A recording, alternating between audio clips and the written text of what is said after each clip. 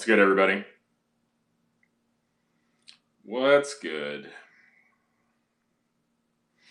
How we all doing? I don't know how normal people watch stuff like that. It was pretty bad, right? Am I wrong in thinking that was like not that impressive? Not that impressive. Oh my gosh.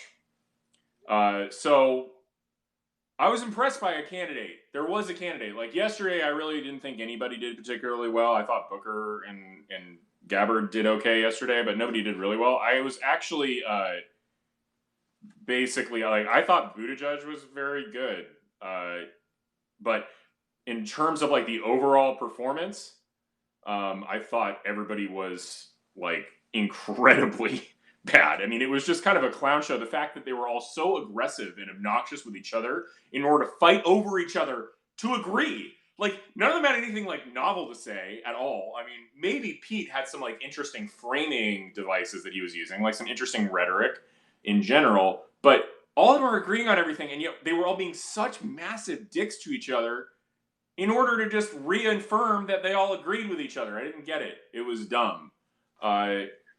Just like Swalwell being like Kirsten Gillibrand is the most irritating person in the country. Every time she talked, I swear I wanted to put on mute. This is just a personal objection to the fact that she's just totally obnoxious. And I don't know where people get off thinking that interrupting every 2 seconds is a way to make friends or look like a normal person. One interruption the entire evening, maybe, on something that's personal, but terrible. Somebody says, Pete's problem is his own city's falling apart. See, this is actually, we can talk about this. This is the one area where Pete was really strong. Strongest single answer of the night, in my judgment, was when he was confronted about the killing of the police officer. I'm sorry, the police shooting or whatever. And they asked him like why he hadn't improved the racial composition of his police department. He says, because I couldn't get it done. Extreme ownership is unbelievably powerful. People who take ownership of their mistakes are people you actually respect as leaders. Unlike everybody else making excuses for shit, he's just like, I couldn't get it done. I tried and I couldn't get it done. And it's really important. I should have gotten it done somehow, but I didn't get it done. That was a really, really good answer. And it was like very impressive. In general, I thought almost every single Buttigieg answer was very strong, including his China answer, which I actually thought was outstanding.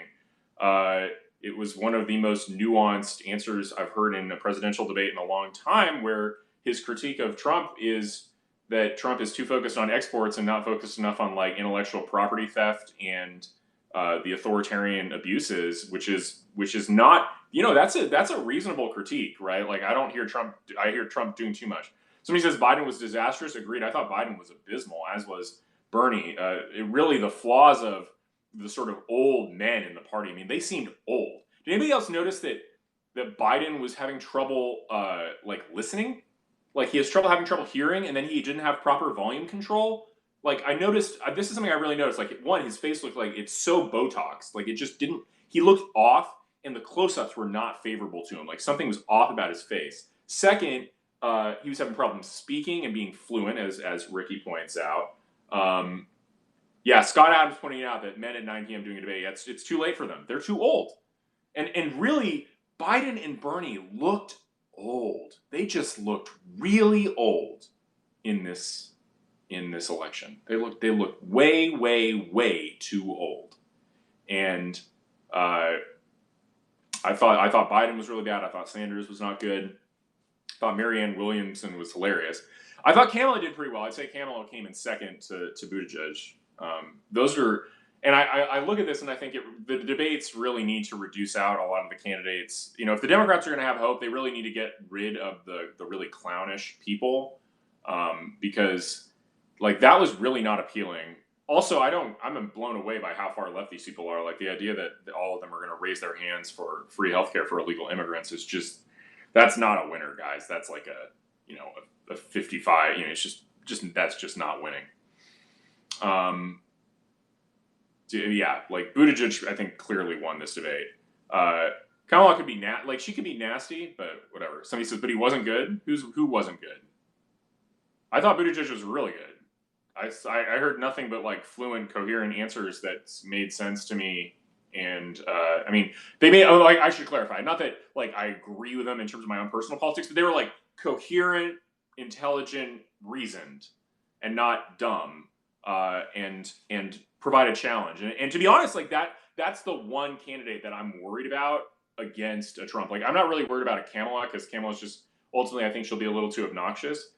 But Buttigieg, like the contrast between like Buttigieg as like a young, coherent, 35-year-old, competent, intelligent person versus Biden being angry old man was really striking. And I think that's a contrast that could look bad for Trump in an election, right? Like I think the way to get Trump is to really do have somebody young and energetic and very articulate against him. And I think that's the one candidate who we really have problems with. Oh, Bernie. Yeah, I thought Bernie was terrible. Bernie was bad. Bernie and Biden are bad. I didn't catch the Kamala moment because I got dragged out to go pick him and deal with dry cleaning. Jack says Trump would break Pete's frontage. Maybe, but I don't know. Pete's really smart and he's really fluid and good on his feet. Like this is Pete's no Hillary. Hillary is such a much more unnatural, mechanical public speaker. I don't know. So I think Pete could pose a problem. And I was just very impressed by his performance. Yeah, that's a real question, right? Like, would Trump get under Pete's skin, or would Pete be resilient to it? I don't know.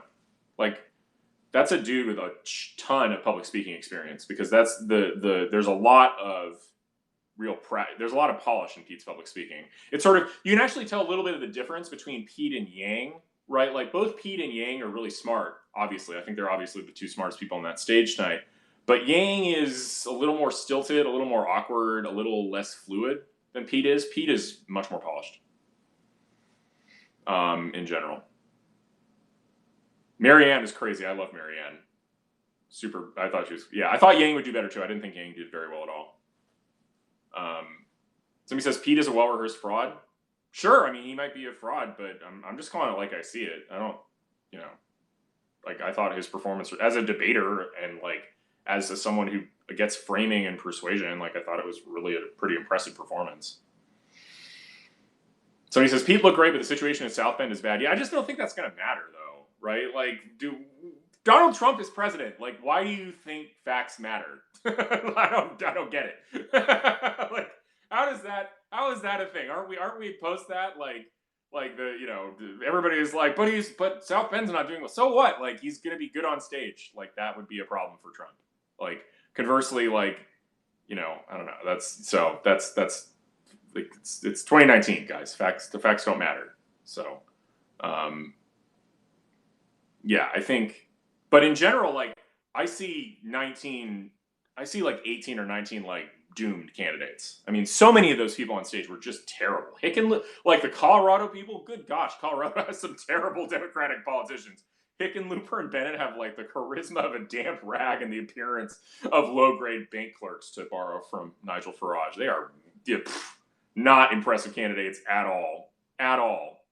David Pacman wants? No, that can't be the real David Pacman. I think D. Pacman is the real David Pacman. I think that's a fake. Somebody says we're not ready for our second gay press. Very, very droll. Very droll. Somebody says, yeah, any of these candidates would look weak on a stage with Trump. I don't know. I mean, like, here's the thing. Again, right? Like, not to Pete and Gabbard would be a challenge. I think either of them is the Democrats' best hope. I think Pete and Gabbard are the two. If I were sitting there being a strategist trying to figure out how to displace Trump, I sure as hell would not put Joe Biden up against Donald Trump right now. I think, everybody being like, oh, people like Biden, he's electable. Like, dude, Trump will wipe the floor with Joe Biden. Joe Biden is past his prime. He is old. Joe Biden was showing his age tonight. He looked old. He looked tired. He looked like he couldn't hack it. Joe Biden is done. Like, dude, imagine, like, it's not even close to the election right now. Think about it. We are in June 2019. The election's in November 2020, and the campaign just started, and Joe Biden looks like this. No way. Biden's done, dude. Like, Biden is he's old. His hearing is failing. His speaking is failing. He's yelling loudly. He's just not, he's past his prime. He's 74 years old. He's old. Alexa, how old is Joe Biden? 76 years old. 76. Joe Biden is 76. He is an old man. He will be 80 at the end of his term. No, 81. 81. Too old. Too old. Bernie too. They're both too old, right? Like, Trump has remarkable energy for his age. If he didn't, it would be a bad idea. Like, but I mean, gosh, this is like the one way to make Trump look youthful and energetic, is to put somebody like Joe Biden up against him. Like, Joe Biden sitting there, face full of Botox, obviously, his cheeks aren't moving properly, can't hear, stumbling over his words, yelling loudly. He is an old man. Retire, bro. Enjoy your children and grandchildren. Go away. I mean, Bernie too. Bernie just, these guys look old. Old. Man. Just ancient. And I think this is why, again, like, people are like, oh, he beat the shit out of Trump, beat Buttigieg. I mean, Buttigieg would be like, Buttigieg is a smart guy. He's young. He's actually in his physical and mental prime, right? Like, again, you're in your physical and mental prime in your 30s as a man. Like, he's a very smart man. He's very good on his feet. He could pose problems. He's like, yeah, you mean maybe Trump can get under his skin? Maybe not. I don't know. We'd have to see. But, like, you know, that is the candidate. If I were a Democratic strategist and I'm sitting here like, who do we want to put up against Donald Trump? I would put somebody like Pete Buttigieg against him. That or Kamala Harris. So it's not about old, it's about competence. I mean, I agree competence is really important. And I mean, I'm fine with President Trump. I'm just like, in fact, I'm more than fine. I like President Trump. But I wouldn't, you know, I would be worried about a world where a very smart young man was against him who was really talented. Somebody says, if Pete is smart as he would wait till 2024. Maybe, maybe not, but like, there's no waiting. He's a mayor. You know, he's not like some major politician. So this was as good an opportunity as any to seize it. And he's demonstrating political competence. Somebody says a white male can't win this one. You're on the left? I don't know. It looks like, I mean, every leading candidate's a white male. Save for what? Kamala Harris? And Warren? Yeah, Castro was okay, but Castro was, I don't know. I don't think Castro was that good, frankly. I think Castro is too technocratic. Castro is like, will everybody support me in repealing 1325, whatever it is? And to Buttigieg's credit, he's just much more focused on like framing linguistics and metapolitical issues. Like, we talk about wartime conservatives. Buttigieg is a wartime Democrat. That dude's pretty good at understanding like how to win election, like what's necessary for Democrats to achieve goals that we don't want them to achieve. Yeah, I was impressed with Yang. I don't think he did a great job. Who gets nominated? I mean, I want to go bet on Buttigieg. That dude's really good. To me, in my judgment, he was head and shoulders above the other candidates. Like he was much better. His answers were much more fluid. Everybody else looked kind of crazy. The old guys looked way past their prime. Like, I mean, this is going to continue. We're going to have more debates. Buttigieg is going to keep looking much, much better. So, I don't think, you know, like, somebody says pretty weak by Pete. I mean, I don't know. Perhaps, but that's part of his story.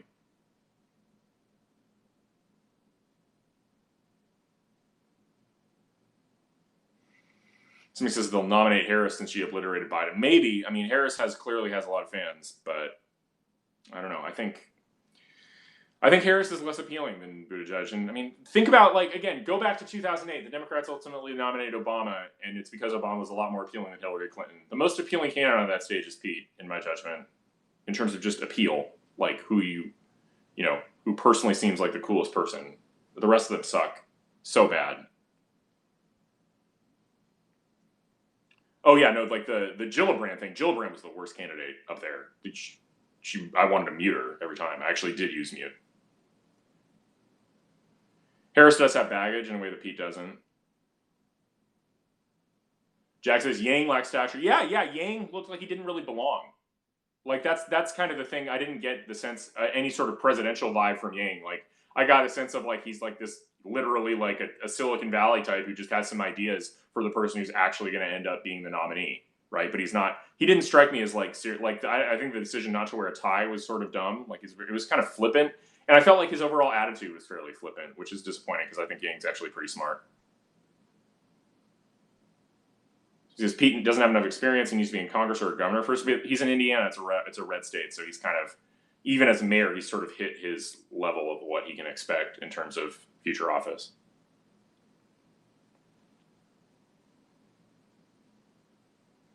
Yeah, I thought Buttigieg and Harris were pretty clearly the best of the lot. I was impressed by Kamala Harris in general. I thought she was a little bit obnoxious, and I think she's like less personally likable, but she definitely had some good moments, like the sort of food. There was like, she had that really good food fight quip early on. That was really good because for some reason they all decided to start interrupting each other, which made it look like a complete clown show and embarrassed. I mean, it was, if I were a Democratic voter, I'd be kind of embarrassed by the general tenor of that debate and the quality of the candidates. Like, a lot of them looked really dumb, really, really dumb. But, a world where I think the old men leave. I think Biden and Bernie need to go off into the sunset.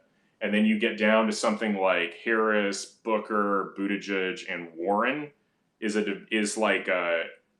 situation where you actually have like the four kind of most competent candidates going at it, and actually they have some shot at not making everybody look stupid. But there's a lot of weird, ridiculous people on that stage. Oh, Beto. Indeed, Beto will hack voting machines. Dude, if Biden gets the nomination, Trump will crush him. Call that one right now. I think either of the old man candidates, if it's either Sanders or it's Biden, Trump will wipe the floor with them. If Trump was not the nominee, would there be any Democrat you would vote for? I mean, to be honest, like against a true neoconservative, like say like there actually aren't that many true neoconservative presidential candidates anymore, but like a Tulsi Gabbard versus a Lindsey Graham would be a challenging vote. I think I'd probably end up voting for Lindsey in that circumstance, but it would be real close, or not voting at all. That would be very, very close, because I have a very strong preference for Republicans running the government in general, because they control the whole executive branch. And so a Democratic president is not a frivolous thing at all. Like, it's a very, really serious thing to say that the Democrats should have control of the executive branch. So I even though I have really profound objections to a neoconservative Republican presidential candidate, I think I'd still have to want to lean towards Republicans winning, even if it were neoconservatives. I appreciate that, Bo. Thank you. If you would nominate me, hit the ... bottom right corner screen, the follow button.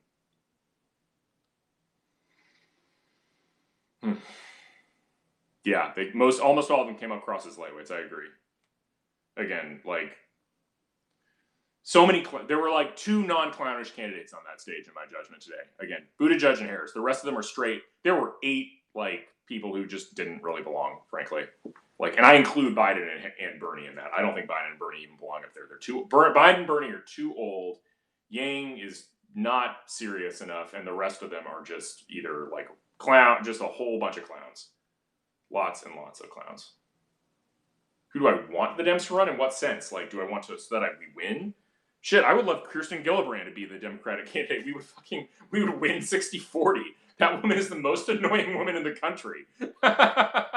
If Kirsten Gillibrand were the Democratic nominee, Trump would win by 20 points. Yeah, Swalwell is similarly irritating. So that's what I want. But I'm honestly worried. I'm worried about Buttigieg. I think he's really good. And people who are saying he's not, I think you're just totally underestimating him. That dude is smart. That dude is not. He's very, very smart, very good on his feet, and is thinking about the things that would help him in a debate against Trump. He's thinking about linguistics, framing, branding. He's all about nuance. He's very mature, right? Like, the thing that I noticed, so he does extreme ownership.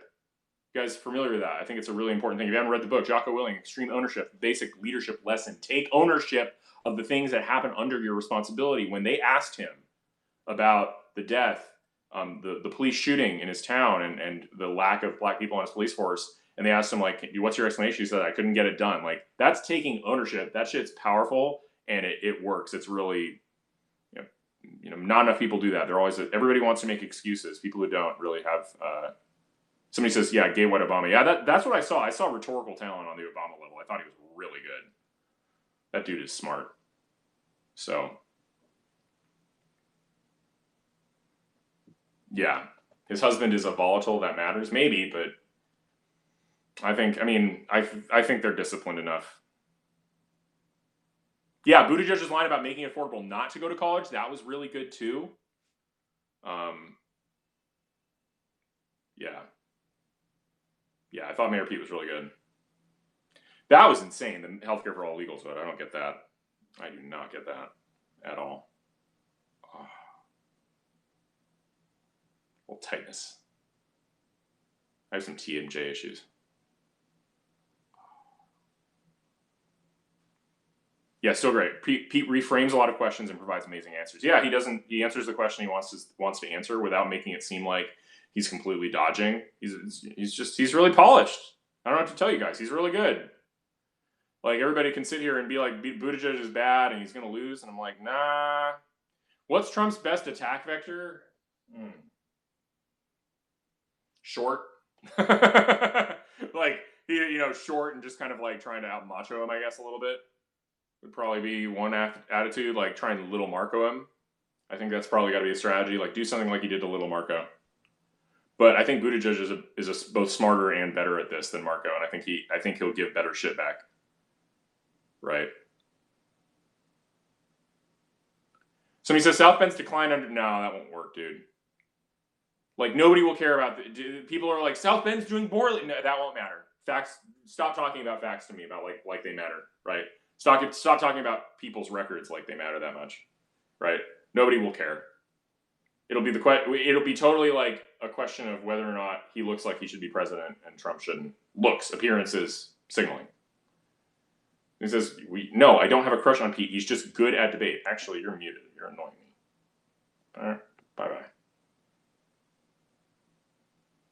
Will Trump's record matter, though? A little. It'll make people more inclined to vote for him if the economy keeps doing well because they'll feel good and want to keep things going. But it's like Trump's record will matter more than Buttigieg's will, I think.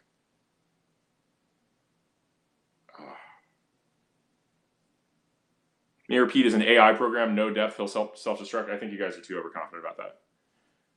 Like, he was very polished, very good on his feet, very smart. Somebody says he's good at debate or just speeches. He looks like he's good at debate. I didn't get like a scripted vibe from him at all. Like, and I think he'll be really good. I mean, everybody seems to think he's not. I mean, I saw that dude, and I'm like, that's actually like a scary competitive debater in addition to everything else. I have TMJ. No, I got some weird TMJ stuff. I'm not sure. Yeah. All right, guys. I'm tired. I feel like I'm keep repeating it myself, but anyway, that's what I got for you. Thanks for watching. Hope you enjoyed it. I will talk to you soon. That was interesting. Thank God there's not another debate tomorrow. I'm tired of watching this crap. Peace.